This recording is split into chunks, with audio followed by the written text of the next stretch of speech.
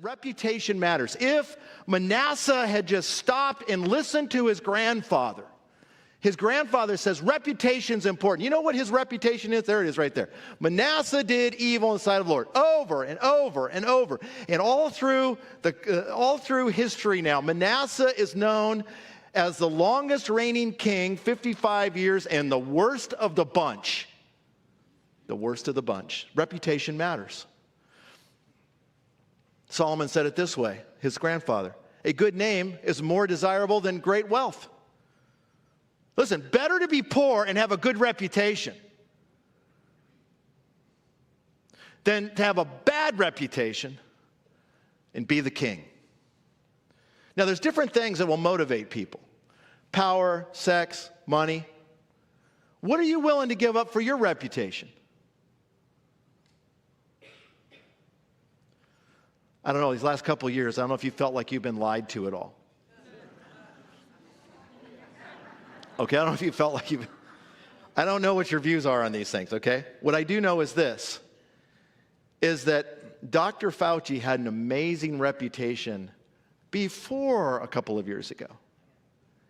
And over these last couple, and the leadership is hard. You got to understand, and you put uncertainties and trying to, I understand all that. I mean, I understand from a leadership standpoint, but I'm just saying,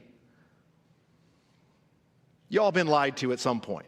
Can all of you just say all of us have been lied to at some point by multiple people, right? All right, so here the question is, Dr. Fauci, did you lie? Have you lied to us? You know, where does this problem originate? I got to be careful how I say this. Okay? And so here's some old news, but I want you to catch.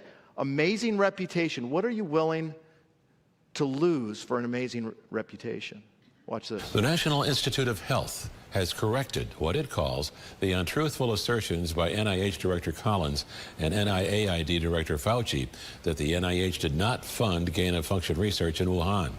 WBKO News reporter Allie Hennard spoke with Kentucky Senator Rand Paul this morning, who has questioned Dr. Fauci on numerous occasions, claiming he did fund the research. He kept saying, no, we didn't do it. We didn't do it. Until last night, they admitted, yes, we did do it. The National Institutes of Health now admitting to funding gain-of-function research in Wuhan, despite repeated denials from Dr. Anthony Fauci that U.S. tax dollars were used. So the head of the Congressional Oversight Committee from the House of Representatives demanded the information, and for once we got somebody who actually responded and told the truth. See, I've been asking my counterparts, Democrats across the aisle, to investigate this, not for partisan reasons, but because both sides should want to prevent another pandemic from occurring. In a letter to Representative James Comer, ranking member of the House Committee on Oversight and Reform, an NIH official admits that a limited experiment was conducted in order to test if spike proteins from naturally occurring bat coronaviruses circulating in China were capable of binding to the human ACE2 receptor in a mouse model. Right now we have a virus that's up, the whole world has been turned on its head, and it has a 1% mortality. Can you imagine if they create something in the lab that has 15% mortality or 50% mortality? Some of the viruses they've been experimenting with in Wuhan have 50% mortality. So this isn't just about Dr. Fauci lying. This is about trying to make sure we don't get an even worse plague or pandemic that comes out of a lab. A plague that comes out of a lab? Your tax dollars are being used in a foreign country that is opposed to the United States to make viruses that could kill 50% of the people on the planet? I would say that's a pretty big deal. I don't know. But what's interesting is Dr. Fauci's net worth increased by $5 million during these recent years. Let me ask you a question. Did your net worth increase by $5 million?